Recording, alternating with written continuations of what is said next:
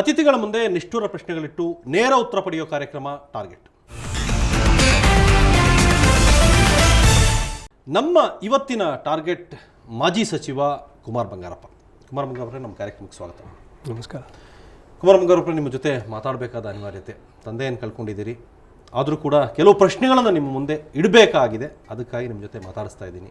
ತಾವೀಗ ಹೇಗಿದ್ದೀರಿ? ನನ್ನ ಪ್ರಶ್ನೆಗಳಿಗೆ ಉತ್ತರಿಸಬಲ್ಲಷ್ಟು ಕಾಮಾಗಿದ್ದೀರಿ?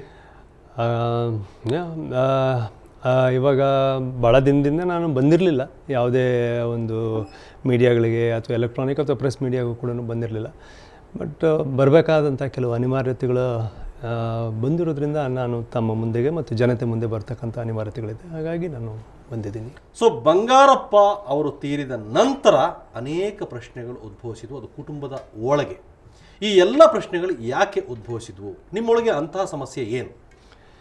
ಯಾವ ಪ್ರಶ್ನೆಗಳು ಉದ್ಭವಿಸಿದವು ಅಂತ ಹೇಳಿ ನನಗೆ ತಿಳಿದು, ಯಾಕಂದರೆ ತಾವು ಯಾವ ಪ್ರಶ್ನೆಗೆ ರೆಫರ್ ಮಾಡ್ತಾಯಿದ್ದೀರಿ ಅಥವಾ ಯಾವ ಇದಕ್ಕೆ ರೆಫರ್ ಮಾಡ್ತಾಯಿದ್ದೀರಿ ಅಂತೇಳಿ ಗೊತ್ತಾಗಿಲ್ಲ ನನಗೆ. ನೀವು ಸಹೋದರರಿಬ್ಬರ ನಡುವಿನ ದೊಡ್ಡ ಕಲಹ ಆರಂಭವಾಯಿತು.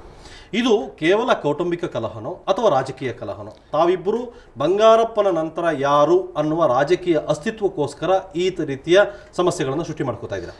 ನಾನು ಮತ್ತು ನಮ್ಮ ತಮ್ಮವರು ಯಾವಾಗಲೂ ಕೂಡ ಯಾವುದೇ ಕಾರಣಕ್ಕೂ ಕೂಡ ಒಂದು ಶಬ್ದನೂ ಕೂಡ ನಾವಿಬ್ಬರು ಮಾತನಾಡಿಲ್ಲ. ಅವರು ಯಾವುದೇ ಕಾರಣ, ನಾವು ಸಣ್ಣ ಮಕ್ಕಳಿದ್ದಾಗಲಿಂದನೂ ನಾವು ಯಾವುದೇ ಥರದ ಒಂದು ಜಗಳನೂ ಕೂಡ ಮಾಡ್ಕೊಂಡೇ ಇರತಕ್ಕಂಥ ವಾತಾವರಣದಲ್ಲಿ ನಮ್ಮ ತಂದೆ ತಾಯಿಗಳು ನಮ್ಮನ್ನು ಬೆಳೆಸಿದ್ದಾರೆ. ಹಾಗಾಗಿ ಈಗ ಆ ಥರದ ಒಂದು ವ್ಯತ್ಯಾಸಗಳು ಮತ್ತೊಂದು ರೀತಿಯಲ್ಲಿ ಬರೋದಕ್ಕೆ ಸಾಧ್ಯ ಇಲ್ಲ. ಹಾಗಾಗಿ ನನಗೆ ತಿಳಿದ ಮಟ್ಟಿಗೆ ಯಾವುದೇ ಥರದ ಕಲಹ ಅಂತಕ್ಕಂಥ ಪದ ಏನು ಬಳಸ್ತಾ ಇದ್ದೀರಿ ಅದು ನಮ್ಮ ಜೊತೆಯಲ್ಲಿ ಇಲ್ಲ. ಕುಮಾರ್ ಬಂಗಾರಪ್ಪ ಈಗ ತಂದೆ ಇಲ್ಲ, ಜೊತೆಗೆ ನಿಮ್ಮ ಕುಟುಂಬ ಇಡೀ ನಿಮ್ಮ ಜೊತೆ ಇಲ್ಲ, ನಿಮ್ಮ ತಾಯಿಯೂ ಸೇರಿದ ಹಾಗೆ. ನೀವೀಗ ಟೋಟಲಿ ಅನಾಥ. ಯಾಕೆ ಹಾಗೆ? ತಂದೆಯವರು ಯಾವಾಗಲೂ ಕೂಡ ನನ್ನನ್ನು ಒಬ್ಬ ಅಚ್ಚುಕಟ್ಟಾಗಿ ಬೆಳೆಸಬೇಕಾಗಿರ್ತಕ್ಕಂಥ ಮಗ ಅಂಥೇಳಿ ನನ್ನ ಬೆಳೆಸಿದ್ದಾರೆ. ತಾಯಿ ಅಂತಕ್ಕಂಥ ಪದ, ನೀವೇನು ದೂರ ಇದ್ದಾರೆ ಅಂತೇಳಿ, ತಾಯಿ ಮಗನಿಂದ ಯಾವಾಗೂ ಕೂಡ ದೂರ ಆಗೋದಿಲ್ಲ. ತಾಯಿ ಎಲ್ಲೇ ಇದ್ದರೂ ಕೂಡ, ಯಾರದೇ ಜೊತೆಗಿದ್ದರೂ ಕೂಡ, ನನ್ನಿಂದ ಒಂದು ಸ್ವಲ್ಪ ಮಟ್ಟಿಗೆ ಎಲ್ಲೋ ಒಂದು ಹತ್ರ ದೂರ ಇದ್ದರೂ ಕೂಡ ತಾಯಿ ಎಲ್ಲೇ ಇದ್ದರೂ ಕೂಡ ಮಗನ ಹರಿಸ್ತಾರೆ ಅಂತಕ್ಕಂಥ ವಾದದ ಮೇಲೆ ನಾವು ಸಮಾಜವನ್ನು ಕಟ್ಟಿದ್ದೀವಿ. ಕುಮಾರ್ ಬಂಗಾರಪ್ಪ ಅವರೇ, ತಾವು ಕುಮಾರ್ ಬಂಗಾರಪ್ಪರವರ ಕಾಲವಾದ ನಂತರ ಅವರ ಅಸ್ಥಿ ವಿಚಾರಣೆಗೆ ಹೋಗಿದ್ರಿ. ತಾವು ಯಾರೆಲ್ಲ ಹೋಗಿದ್ರಿ? ತಾವು ಏಕಮಾತ್ರ ಇದ್ದರು, ತಮ್ಮ ಜೊತೆ ಕೆಲವರಿದ್ದರು. ಇವತ್ತು ಇಡೀ ಕುಟುಂಬ ಮಧು ಬಂಗಾರಪ್ಪ ಅವ್ರ ಜೊತೆ ಅಲ್ಲಿ ವಿಧಿವಿಧಾನಗಳನ್ನು ನೆರವೇರಿಸೋದಕ್ಕೆ ಅಲ್ಲಿತ್ತು. ಹಾಗಾದರೆ ಇಡೀ ಕುಟುಂಬ ಒಂದು ಕಡೆ, ಕುಮಾರ್ ಬಂಗಾರಪ್ಪ ಒಂದು ಕಡೆ ಇದ್ದೀರಿ. ಕುಟುಂಬ ಅಂದರೆ ಇಲ್ಲಿ ನಾವು 4 ಜನ. ನಿಮ್ಮನ್ನು ಯಾಕೆ ದೂರ ಇಟ್ಟಿದ್ದಾರೆ ಅಂತ ನಾನು ಕೇಳ್ತಾ ಇದ್ದೀನಿ. 5 ಜನ ನಾವು ಮಕ್ಕಳು ಮಾತ್ರ ಇಲ್ಲಿ ಕುಟುಂಬ ಅಲ್ಲ. ಬಂಗಾರಪ್ಪನವ್ರ ಕುಟುಂಬ ಇಡೀ ಕರ್ನಾಟಕ ರಾಜ್ಯದ ಎಲ್ಲ ಹತ್ರನೂ ಕೂಡ ಕುಟುಂಬದವರು ಯಾರು ಕಲಹ ಮಾಡಲಿಲ್ಲ. ಬಂಗಾರಪ್ಪನವರಿಂದ ಬೆಳೆದವರು, ಬಂಗಾರಪ್ಪನಿಂದ ನಾಯಕರಾದವರು ಅವರೆಲ್ಲರೂ ಕೂಡ ಅವತ್ತು ಬಂದಿದ್ರು. ಬಂಗಾರಪ್ಪ ಅವ್ರ ಬಗ್ಗೆ ಯಾರೂ ಏನು ಮಾತಾಡಲಿಲ್ಲ, ಎಕ್ಸೆಪ್ಟ್ ನೀವಿಬ್ಬರು ಸಹೋದರರನ್ನು ಬಿಟ್ಟು.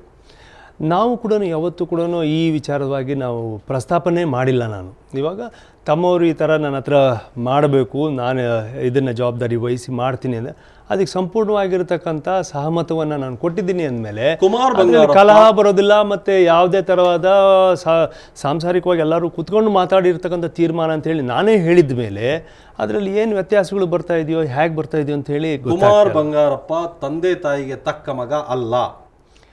ತಂದೆ ತಾಯಿಗೆ ತಕ್ಕ ಮಗ ಅಂತ ಹೇಳಿಬಿಟ್ಟು ಪ್ರಚಾರ ಮಾಡೋದಕ್ಕೆ ಈಗ ಸಾಧ್ಯ ಆಗೋದಿಲ್ಲ. ಯಾಕಂದರೆ ಬಂಗಾರಪ್ಪನ ಮಕ್ಕಳು ಪ್ರತಿಯೊಬ್ಬರೂ ಕೂಡ ಮಕ್ಕಳಾಗೇ ಇರ್ತಾರೆ ಹೊರತು ಕುಮಾರ್ ಬಂಗಾರಪ್ಪ ಅವನ ಮಗ ಅಲ್ಲ ಅಥವಾ ಮತ್ತೊಂದಲ್ಲ ಅಂತ ಹೇಳೋದಕ್ಕೆ ಹೋದರೆ ಯಾರು ಆ ಪದವನ್ನು ಹೇಳ್ತಾರೋ ಅವರೇ ಸ್ಟುಪಿಡಾಗಿ ಕಾಣಿಸ್ತಾರೆ. ನೀವೊಬ್ಬ ಸ್ಯಾಡಿಸ್ಟ್ ಅಂದರೆ ಅರ್ಥ ಗೊತ್ತಿಲ್ಲ ನನಗೆ. ನೀವೊಬ್ಬ ವಿಕೃತ ಮನೋಭಾವದವ್ರು. ನಿಮಗೆ ನೀವು ವಿಕೃತ ಮನೋಭಾವ ಅಂದರೆ ಹೇಗೆ ಅಂತೇಳಿ ಗೊತ್ತಿಲ್ಲ. ನೋಡಿ, ಮಧು ಬಂಗಾರಪ್ಪ ನಿಮ್ಮ ಸಹೋದರರೇ ಇದನ್ನ ಬಹಳ ಸ್ಟ್ರೆಸ್ ಮಾಡಿ ಹೇಳಿದ್ದಾರೆ ಬಹಳಷ್ಟು ಸಲ.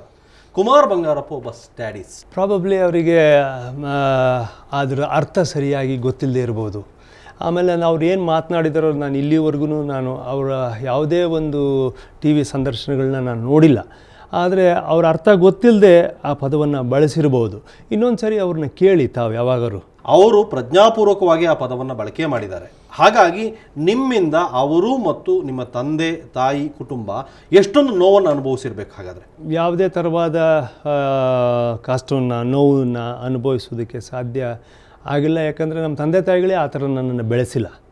ಯಾಕಂದರೆ ಬೆಳೆಸಿದರೆ ಹೌದು ನಾವೆಲ್ಲೋ ಒಂದು ಹತ್ರ ಕೆಟ್ಟ ಹೆಸರು ತಗೊಂಡಿದ್ದೀವಿ ಸಮಾಜದಲ್ಲಿ. ಸೊ ಏನೇ ಮಾಡಿದರೂ ಕೂಡ ಅಂತಿಮವಾಗಿ ಬರಬೇಕಾಗಿರ್ತಕ್ಕಂಥ ಸಮಾಜ ಮುಂದೆನೇ ಬರಬೇಕು. ಸಮಾಜದಲ್ಲೆಲ್ಲಾದ್ರೂ ಕುಮಾರ ಬಂಗಾರಪ್ಪ ಈ ಥರ ಕೆಟ್ಟವನು, ಕೆಟ್ಟ ವರ್ತನೆ ಮಾಡಿದ್ದಾನೆ, ಕೆಟ್ಟದಲ್ಲಿ ಇವನ ನಡವಳಿಕೆ ಇದೆ ಅನ್ನೋದಾದರೆ ಆಗ ನಾನು ಸಮಾಜಕ್ಕೆ ಒಂದು ಕೆಟ್ಟ ಉದಾಹರಣೆಯಾಗಿ ಇರ್ತಕ್ಕಂಥ ಒಂದು ಸಂದರ್ಭ ನಿಲ್ತಿತ್ತು. ಆದರೆ ಸಮಾಜದಲ್ಲಿ ಆ ಥರದ್ದು ಯಾವುದೇ ಘಟನಾವಳಿಗಳು ನಮ್ಮ ಮುಂದೆ ನಡೆದಿಲ್ಲ. ಮತ್ತು ಸಾಂಸಾರಿಕವಾಗೂ ಕೂಡ ಮನೆ ಒಳಗೆ ತಂದೆ ತಾಯಿಗಳ ಜೊತೆಗೂ ಕೂಡ ಆಗಿಲ್ಲ. ಯಾಕಂದರೆ ಬಂಗಾರಪ್ಪನವರು ಒಬ್ಬ ಮಾದರಿ ವ್ಯಕ್ತಿಯಾಗಿ ಜೀವಿಸಿದವರು ಈ ಸಮಾಜದಲ್ಲಿ ಮತ್ತು ವೈಯಕ್ತಿಕವಾಗಿ ಕೌಟುಂಬಿಕವಾಗಿ ಕೂಡ. ಆದರೆ ಆ ಯಾವ ಗುಣಲಕ್ಷಣಗಳು ಕುಮಾರ ಬಂಗಾರಪ್ಪ ಅವರಲ್ಲಿಲ್ಲ. ಅವರಲ್ಲಿ ಕೇವಲ ವಿಕೃತ ಮನೋಭಾವನೆ ಅದಷ್ಟೇ ಇದೆ. ನಾನು ಒಬ್ಬ ಚೆನ್ನಾಗಿರಬೇಕು, ಅದು ತಂದೆ ತಾಯಿ ಸಹೋದರ ಯಾರಾದರೂ ಸರಿ, ಅವರೆಲ್ಲ ನೆಕ್ಸ್ಟ್ ಫಸ್ಟ್ ನಾನು ಅನ್ನೋ ಮನೋಭಾವನೆ ನಿಮ್ಮದು. ಎಲ್ಲರೂ ಒಟ್ಟಿಗೆ ಸೇರಿಕೊಂಡು ನಾವು ಚುನಾವಣೆ ಮಾಡಿದ್ದೀವಿ, ಎಲ್ಲರೂ ಒಟ್ಟಿಗೆ ಓಟಾಡಿದ್ದೀವಿ. ನಾವು ಅಣ್ಣ ತಮ್ಮ ನಮ್ಮ ಬಂಧುಗಳು ಮತ್ತು ಎಲ್ಲರೂ ಸಂಬಂಧಿಕರು ಎಲ್ಲರೂ ಸೇರಿಬಿಟ್ಟು ಚುನಾವಣೆಗಳನ್ನ ಮಾಡಿದ್ವಿ. ಬಂಗಾರಪ್ಪ ಬಳಗನೇ ಶಿವಮೊಗ್ಗ ಜಿಲ್ಲೆಯಲ್ಲಿ ಚುನಾವಣೆಗಳನ್ನ ಮಾಡಿದೆ.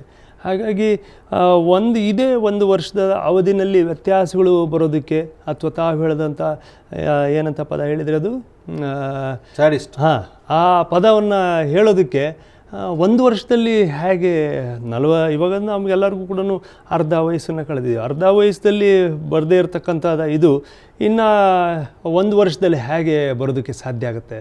ಓಕೆ, ಕುಮಾರ ಬಂಗಾರಪ್ಪ ನಿಮ್ಮ ಜೊತೆ ಇನ್ನಷ್ಟು ಮಾತಾಡ್ತೀನಿ. ಅದಕ್ಕೂ ಮೊದಲು ಒಂದು ಚಿಕ್ಕ ಬ್ರೇಕ್.